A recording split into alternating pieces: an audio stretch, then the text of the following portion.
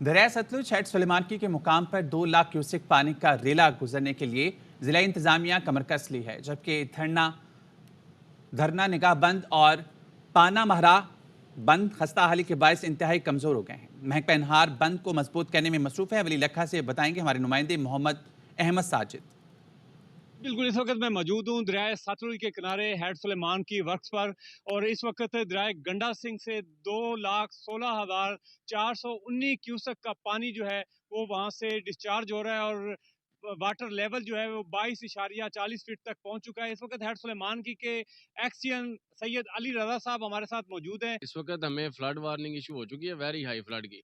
Irrigation department ने अपनी जो टीम की तैयारियां वो सारी तैयारी की हुई है। बदन बंद होते हैं तो इसमें जब बारिश होती हैं तो छोटे क्रैक्स डेवलप हो जाते हैं, तो उनको डेवलप उनकी रिपेयर के लिए हमने मशीनें वगैरह और अपनी लेबर इंगेज कर दी है। मौके पर वर्क कर रहे हैं। इंशाल्लाह हमारी पूरी वाचिंग रहेगी और पूरा थ्रू डे नाइट वाचिंग करते हैं ड्यूरिंग फ्लड सीजन। जी नाज़रीन, एक्सियन इरिगेशन का कहना है कि हमने इस सैलाब से निपटने के लिए ज़िले हुकूमत के साथ साथ अपनी तमाम तर तैयारियाँ जो है वो मुकम्मल करवा ली हैं और नशेबी इलाका जात के मकीनों को जो है वो इंफॉर्मेशन पहुँचा दी गई है कि वो फौरी तौर पर नकल मकानी कर जाएँ। जी कराची